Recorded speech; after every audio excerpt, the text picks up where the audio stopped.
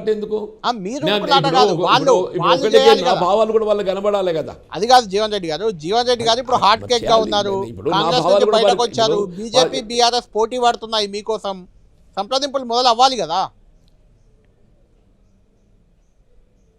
మరి ఇంతవరకు అయితే అట్లా మీరు చేయండి, వారి సలహాలు సూచన చేయండి. అంటే మీ ఆలోచన విధానం ఎలా ఇవన్నీ ఉంది? వాళ్ళు కూడా అబ్జర్వ్ చేస్తున్నారు కదండి. జీవన్ రెడ్డి గారు మీ ఆలోచన విధానం ఏముంది? ఎందుకంటే నా ఆలోచన వ్యక్తిగత విధానము కుటుంబాలు పక్కన పెడితే ఇప్పుడు ఒకటి నా ఆలోచన, బీజేపీ నా అనేది ఆలోచన సైద్ధాంతికంగా విధానం బీజేపీ ఒకటి అనేది నా సైద్ధాంతికంగా నా ఆలోచన విధానం ఒకటి కళ్యాణ్ గారు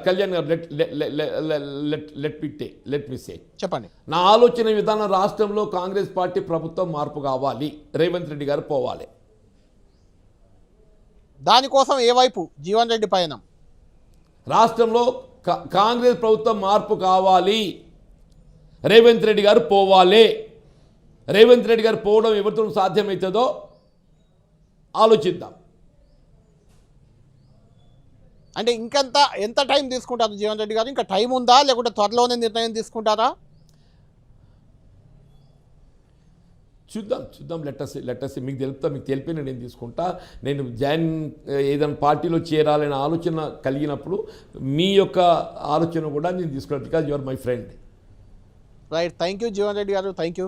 మీ సుదీర్ఘ రాజకీయ జీవితం ఎలా అయితే ముందుకు సాగిందో మిగిలిన రిమైనింగ్ రాజకీయ జీవితం కూడా అలానే ముందుకెళ్లాలని మేము కూడా కోరుకుంటున్నాం. ఫైనల్గా ఒక క్వశ్చన్, వచ్చే ఎన్నికల్లో జీవన్ రెడ్డి గారే బరిలోకి దిగుతారా, లేకుంటే ఆయన కుటుంబం నుంచి వాళ్ళన్న వారసులను బరిలో దింపే అవకాశం ఉందా? ఉమెన్ రిజర్వేషన్ వస్తుంది, నియోజకవర్గాల పెంపు అంటున్నారు, రకరకాల ఈక్వేషన్లు వచ్చే పరిస్థితి అయితే కనిపిస్తుంది. జీవన్ రెడ్డి గారి ఆలోచన విధానం ఎలా ఉందంటే ఏం చెప్తారు? ఇప్పుడు నేనైతే ప్రస్తుతం కొనసాగుతున్న పరిస్థితులలో నేను చేరబోయే పార్టీ నాకు అవకాశం కల్పిస్తే నేనే పోటీలో ఉండాలనేటువంటి ఒక ఆలోచన కలిగి ఉన్నా. ఒకవేళ చేరబోయే పార్టీ వారి యొక్క ఆలోచన ఏ విధంగా ఉంటుందో నేను ఊహించలేను కదా. నేనైతే ఏదైతున్నదో నేను ఇంత ఇబ్బందులకు గురవుతూ నేను definitely I wanted to be continue in the politics. రాజకీయంగా ఇంకా పోరాటం చేయాలనే శక్తి నాకున్నది అని అనుకుంటున్నాను. Right. Thank you Jeevan Reddy గారు. Thank you very much. చాలా అంశాలు చెప్పారు.